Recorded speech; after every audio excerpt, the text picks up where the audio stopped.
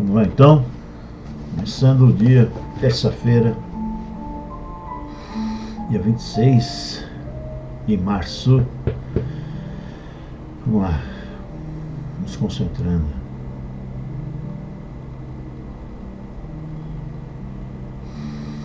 Respirando, nos ligando ao nosso anjo da guarda, nos ligando a Jesus, a Deus, a luz, nos dando início assim a nosso Evangelho, lendo Almas em Desfile, uma mensagem aqui, lição 16, não perdoar. Bezerra de Menezes, já devotado à doutrina espírita, almoçava certa feita em casa de Quintino Bocaiúva, o grande republicano, e o assunto era o espiritismo, pelo qual o distinto jornalista passara a interessar-se. Em meio de conversa, aproxima-se um serviçal e comunica ao dono da casa: doutor, o rapaz do acidente está aí com um policial. Quintino, que fora surpreendido no gabinete de trabalho com um tiro de raspão, que por pouco não lhe atingiu a cabeça, estava indignado com o servidor que inadvertidamente fizera o disparo. Manda-o entrar, ordenou o político.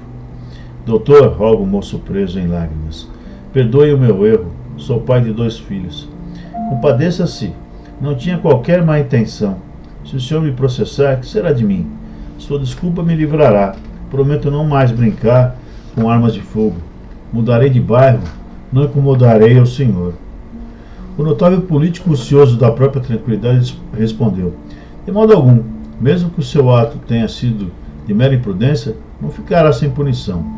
Percebendo que Bezerra se sentia mal, vendo-o assim encolerizado, considerou a guisa de resposta indireta: Bezerra, eu não perdoo, definitivamente não perdoo. Chamado nominalmente a questão, o amigo exclamou desapontado: você não perdoa. Sentindo-se intimamente desaprovado, Quintino falou irritado: não perdoo eu. E você acha que estou fora do meu direito? Dr. Bezerra cruzou os braços com humildade e respondeu: meu amigo, você tem plenamente o direito de não perdoar, contanto que você não erre. A observação penetrou Quintino como um raio. O grande político tomou um lenço, enxugou o suor que lhe caía em bagas, tornou a cor natural e, após refletir alguns momentos, disse ao policial: solte o homem, o caso está liquidado. E para o moço, que mostrava profundo agradecimento: volte ao serviço hoje mesmo e ajude na copa. Em seguida, lançou inteligente olhar para Bezerra e continuou a conversação no ponto em que haviam ficado. Tanto que você não erre. Pois é. E quem é que não erra, né? Então você vê que o Quintino Bocaiúva aprendeu logo a lição, como homem inteligente que é. Recapitulou, né? Se fosse aquele cara cabeça dura, orgulhoso, teria brigado com os dois. Mas é isso. Então, a lição do perdão, para aquele que consegue perdoar, é maravilhosa. É maravilhosa, porque você, ao deixar aquela mágoa para trás, deixar aquele sentimento, deixar o peso para trás, você se liberta, você se livra, você solta as amarras e aí você fica mais leve, se sente bem melhor, Então essa é a lição do perdão.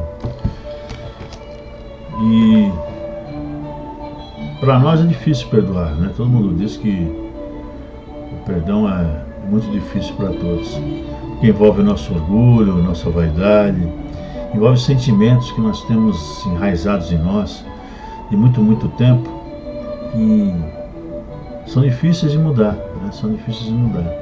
Só com bastante tempo. Estávamos conversando sobre isso no sábado. Eu acho que já é uma grande coisa quando você não busca vingança, né? Não busca vingança. Você perdoa, mas mesmo assim aquela mágoa fica no seu coração. Mas pelo menos você não busca vingança, você busca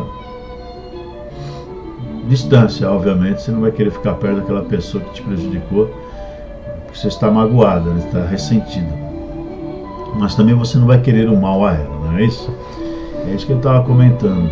Então já é um passo, porque, eu repito, né? A gente pega o Evangelho, o último capítulo, o último capítulo do Evangelho é sobre preces, né? Sobre as preces para todo jeito. E a última prece, o último assunto, o último tema do Evangelho é sobre obsessão, prece pelos obsedados. E os espíritos, Allan Kardec, né? Os espíritos nos dizem que a obsessão é uma chaga da humanidade, ou seja, está espalhada pelo globo todo, e todos nós sofremos com isso. Por quê? Porque não há o perdão. Obsessão se transforma em obsessão quando não há o perdão, quando não há esquecimento das ofensas, quando não há esse livramento, né? Esse libertar-se. Bom, enfim, é isso. Então, perdoar sempre, como Jesus ensina, sempre, sempre, sempre. Então a gente agradece a mensagem, rememorar aí uma passagem do Dr. Bezerra com Quintino Bocaiúva, que está aí registrado nos anais da história do Brasil, grande republicano que viveu no século XIX, né, se não me engano, século XIX, com certeza. Grande jornalista. E assim vamos, cumprimentando novamente nosso anjo da guarda, estendendo esse cumprimento aos nossos mentores, guias e protetores, a Pai Francisco, a Mãe Maria, Jesus, nos unindo a Deus, a luz, com a prece que o Mestre nos ensinou. Pai nosso que estais nos céus, santificado seja o vosso nome, venha a nós o vosso reino, seja feita a vossa vontade, assim na terra como nos céus. Pão nosso de cada dia nos dai hoje, Senhor. Perdoa nossas ofensas, assim como perdoamos aos nossos ofensores. E não nos deixe, Pai, cair em tentação, mas antes nos livre de todo mal. Pois são teus o reino, o poder e a glória para todos sempre. Que assim seja, graças a Deus. Do Evangelho. Evangelho.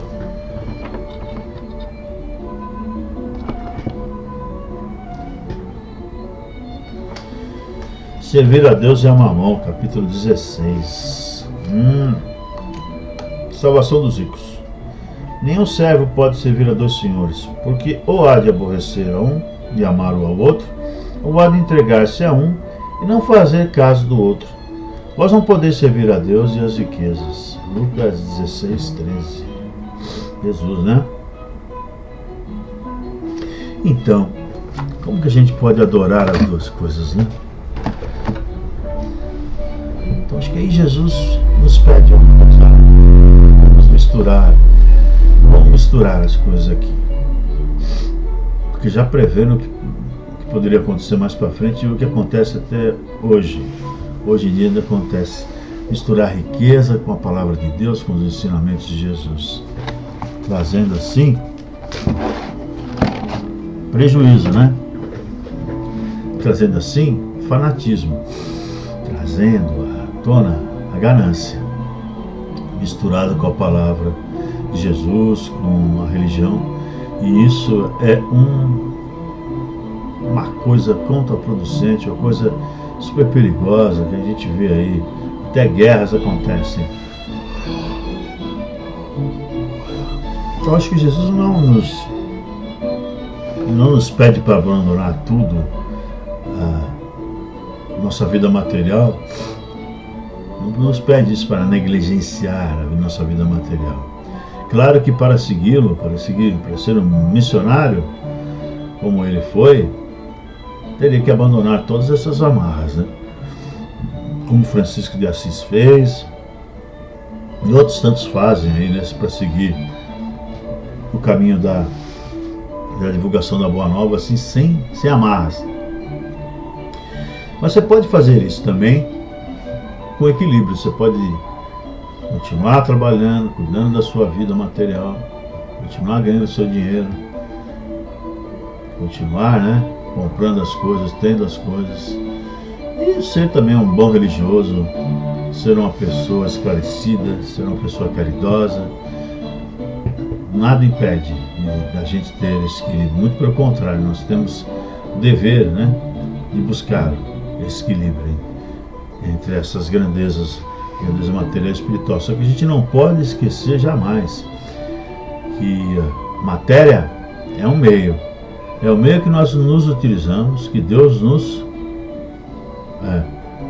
dotou, né, que Deus colocou para a nossa evolução. A matéria serve para a nossa evolução espiritual, que é a mais importante, que é a essencial, que é a básica, que é o fim, né? A matéria é um meio, o fim é o espírito, a evolução espiritual, a evolução do espírito, o seu aprimoramento através das experiências na matéria, na carne, e fora dela também, claro, mas especialmente na matéria, para as dificuldades que se encerra a nossa vida, né?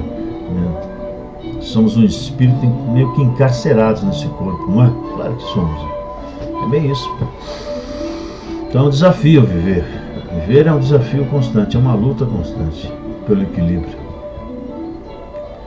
Então a gente tem notado que a maioria das pessoas ainda não despertaram para essa realidade, para esse equilíbrio que devemos buscar. Então as pessoas começam a se dedicar somente à matéria, somente ao dinheiro, à riqueza, a mamão.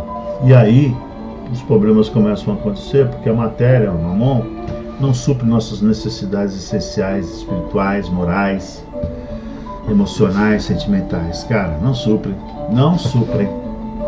Pode fazer o que você quiser aí, que não vai dar. Você pode ser um cara bilionário, cara, você vai sofrer, você vai ter angústias, ansiedades, você vai ficar triste, porque a vida é assim, né? Não tem como a vida aqui na Terra ser diferente. Então, como que a gente enfrenta a tristeza, por exemplo? De maneira, a ansiedade, todas essas, a depressão, como que a gente enfrenta isso? Com fé. Eu acho que com entendimento, né? Com autoconhecimento, uma das maneiras. Então aí entra o seu lado espiritual, porque não, o que realmente nos faz sentir melhor aqui é o alimento espiritual.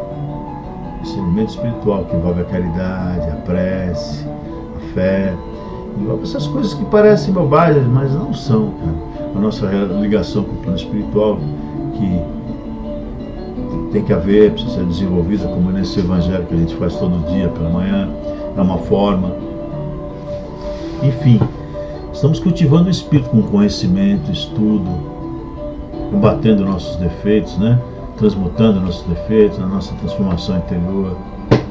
E assim vamos. Isso aí que nos deixa mais vivos, né? Que dá sentido à nossa vida muitas vezes. Então é isso. Mamão está aí, mas vamos colocá-lo no devido lugar. Ele não é o nosso Deus.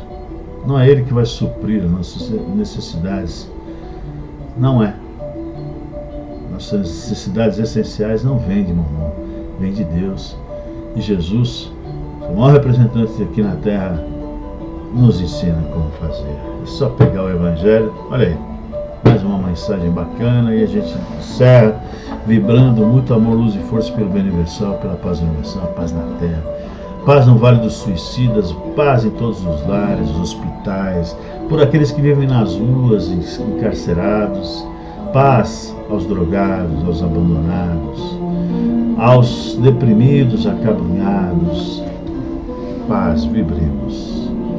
Vibremos muita paz, luz e amor por todos os lares da Terra, especialmente aqueles em desamor. E vibremos pelo nosso lar, todos que nos cercam, nossos familiares. Vibremos e deixemos uma grande vibração de amor e luz aqui em aberto, para que a espiritualidade possa levá-lo a deixar melhor. Que assim seja, graças a Deus.